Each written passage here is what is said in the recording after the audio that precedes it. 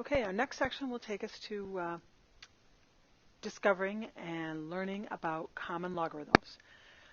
We want to determine different values of these common logarithms, solve the equations with them in, identify and apply different properties, and also be able to graph and represent them as curves.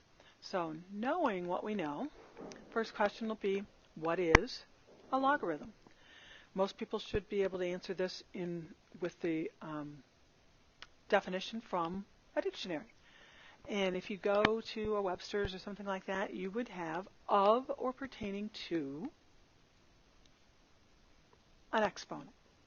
So if a logarithm is of or pertaining to an exponent, we will really describe it and define it in a slight different way. So we know it has to do with something with the exponents or exponential equations that we were using.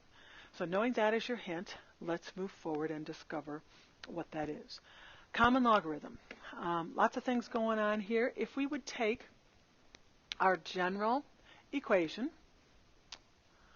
for growth and decay and compare it to what I have here, which is our regular base 10 equation, I've got y equals 10 to the x. If you compare that to what we've been doing, you should be able to tell me that A, my initial value is 1. My B value is 10. So this is definitely an example of exponential growth. And we should be able to graph this. Okay? So if I graphed y equals 10 to the x, and again, we usually need sum of each, and let's do blue since the equation's in blue. I would need, let's say, a -2, a -1, a 0, a 1, and a 2. And if we just use the equation y equals 10 to the x as our base equation, let's do the positive ones first. 10 to the second is 100, so our y value would be 100. 10 to the first is 10. 10 to the 0, we should know anything to the 0 power is 1. 10 to the negative first is the value 1/10. If you like 0.1, that's fine. And then 10 to the negative second, we should know is the reciprocal of 10 to the second, which is 1/100th. If you like 0.01, again, also fine. So notice that if we would put more and more negatives in and more positives in, we're just getting reciprocal values of each other. And notice, none of the y values are truly negative. All right, let's go ahead and graph that look. Obviously, if I graph 2 and I had to get 100, it's way up here, way past that. So let's go, if I did a 1, that would be 10. So I'd be here, and I know the 2 is even higher. If I'm at 0, I'm at 1. Whoops, that's 2. Make it a 1, which would be halfway. Then -1 would be 1/10, very small number. And then -2 is even smaller. And so if we were looking at this, but it's very close to that axis, never really hitting or touching, I would get, whoops, as I try to draw this, a definite exponential growth equation, with the steepness being very steep at this point. So if I would ask you to write the inverse equation, okay? Most of you would say, oh yeah, flip-flop x and y, because that was our definition of inverse. We'd get x equals 10 to the y. And you say, well, graph that. I can. If I graph that, I would just flip-flop those x and y values. So let's come right back to our graph and flip-flop those. So if I'm out here at 100 for x, I'd only be at 2 for y. So keep that in mind. Only out here at 2 for y. Whoops, I need to be red this time, though. Okay. At positive 10 on x, I'm up at 1. At 1, I'm at 0. At 1/10, which is very small, I'm at -1. At 1/100th, even smaller, I'm at -2. So you're seeing, again, close and never touching till I get to that x value. Then we're here, and and then we're coming out to a 2 later on. What are these? Most people would say they are inverses of each other, graphs of inverses of each other. They're reflected over the line y equals x, and you can see that. Remember, 2, 2, 4, 4. You know, if I just put the little dots up, there's our reflection image. So fold it over, and they reflect upon itself. So we can talk about things like, are they functions? Okay, both of them separately are functions. They pass the vertical line test. The domain, you got to look at each one separately. The domain is all reals for the y equals 10 to the x, and all non-negative, actually all positive, y values. And then for the inverse graph, our x's are all positive x values, and our range is all reals. So you flip-flop those two around. Asymptotes, we talk about a place where the graph appears to approach but never crosses, never touches. For the blue graph, which is the original exponential graph, the asymptote is the x-axis. For the red graph, the asymptote is the y-axis. So there is a problem, though, because my question would be, let's rewrite this thing and get y by itself. That would be our next step. But how do you take a y power out of the equation? You can't. So this became a typical problem. You can't, if it was a squared, you could take a square root. If it was a cube, you take a cube root. We got a y power, so take the y root. But that doesn't help us any. It doesn't get us to our final solution of getting y by itself. So that's where in lies our problem. How do we rewrite this? So, again, great mathematicians took care of this for you. And they said that if you had the equation 10 to the y equals x, which is what we just had, then you can write it in this form. Y equals the logarithm of x in base 10. So if I was to define what is a logarithm, you had better say it's the inverse of an exponential. Yes, they're like opposites. 10 to the y equals x is the inverse equation for what we had was 10 to the x equals y. If we write it inversely, we're also now going to be able to use this equation that says y equals the log of x in base 10. Now notice, when I'm reading it, I'm reading everything on the same level. The 10 is a subscript, it's down below. It's not on the same level. So when I do that, notice, you can read it as y is the log of x to the base 10, or y is the log of x in base 10. Both of them are accurate. Or y is the exponent of the number x in base 10. Now that one comes from the definition in the dictionary, of or pertaining to the exponent. So if we say y is, then for the word log, we're coming back up here, y is the exponent for the number x in base 10. And that's what we were saying that'll work. Most of you know what to do when you have the exponent. You recognize that word. So then start looking. Logarithmic form versus exponential form. That's what we're going to be discussing. You have to get good at both. You have to be able to go both directions. You have to be able to change something that's in a logarithmic form to exponential, something that's in exponential to logarithmic. So let's start the easier one, and that is the exponential form. If we say 10 squared equals 100, we have a true statement here. So if I want to turn that into what we call logarithmic form, then I have to, according to the directions from up above, I have to say the exponent, which was our 2, is equal to the log of the answer or number that we evaluated in base 10. So that 10 is the last thing we're reading. And that's how every single one of them will work. So I believe on this next sheet we're going to get a couple practice questions in this. So again, watch the pattern. Log form always has to have the word log, short for logarithmic. And remember, it's like inverse, the inverse situation.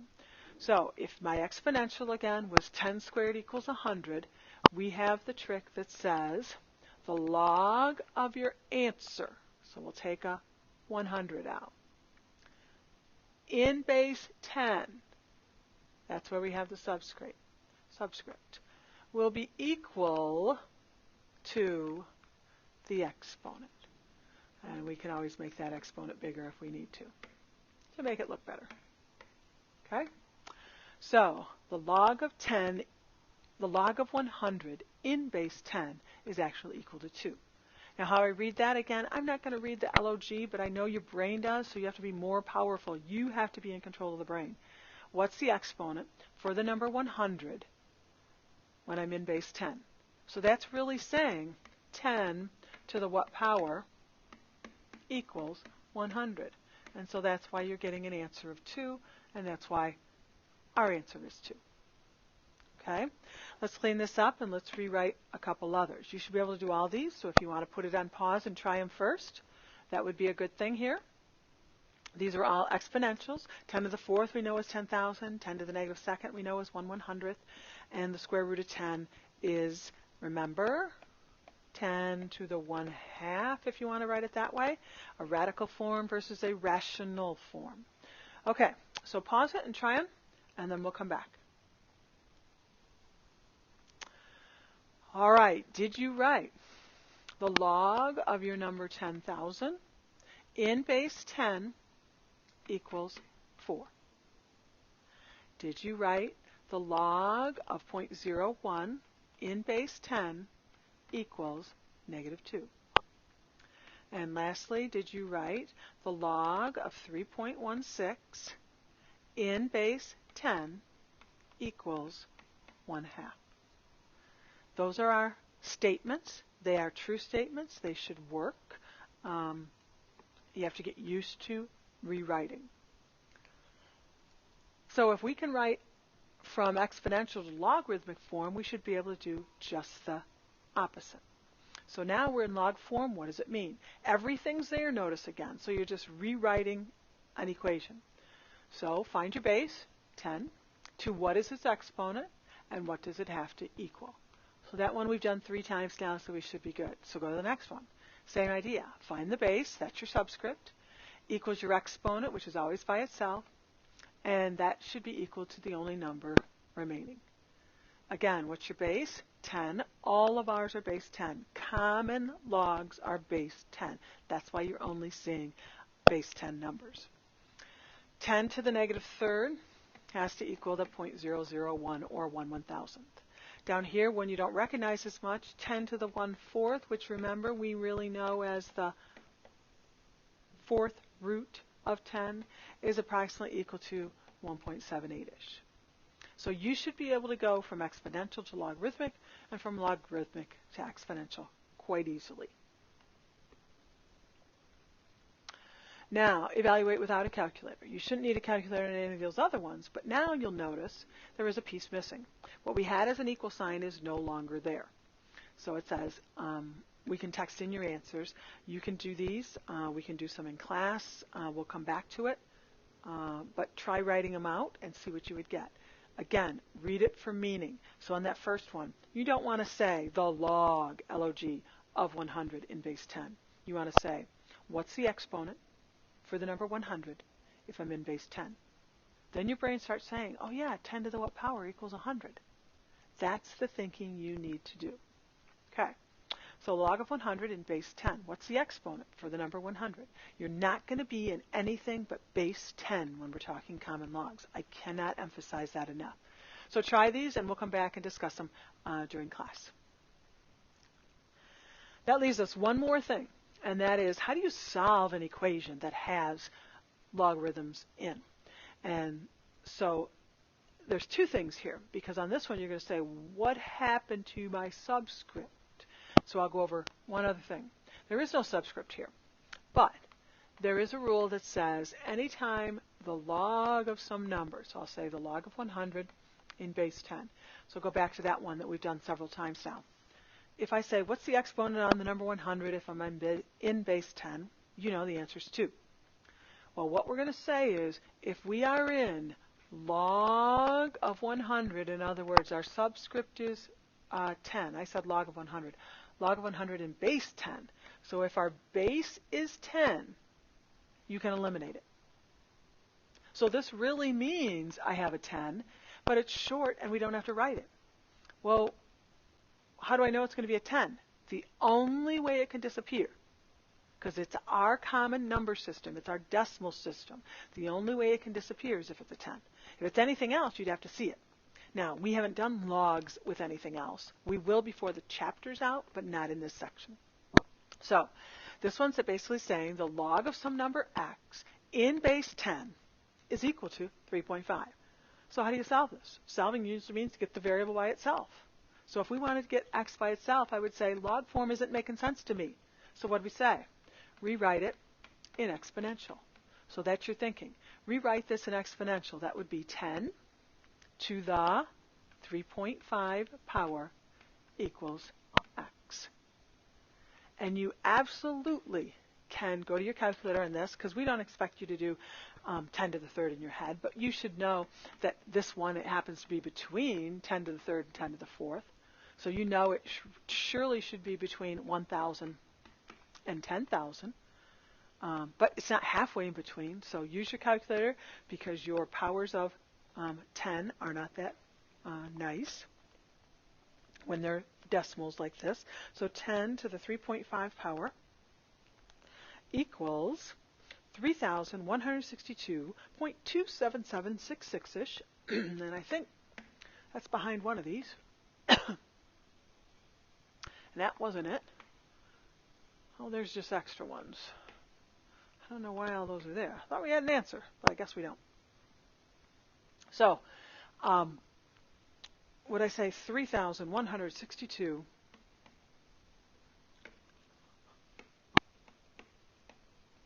0.28-ish, so approximately. And that definitely falls between, as we said, 1,000 and 10,000. Now, on your calculator, you have a log button. And if you haven't found it by now, let's go there. The log key puts it in base 10 immediately. So if I would say, what is the log of a number that's not a power of 10, like 50? 50 is a multiple of 10. It's not a power of 10. So I know 10 to the first is 10, 10 to the second is 100. So in my brain, if I asked what's the log of 50, what's the exponent? So if I do that, my calculator should give me that number that falls between 1 and 2. And it does, a 1.698-ish, approximately. So be careful that your log key, your log key on your calculator is for base 10 only. And make sure you realize that. Okay? So those are the last things you need to be able to work today. So if you have any other questions or something about your calculator that's different, please bring those to class.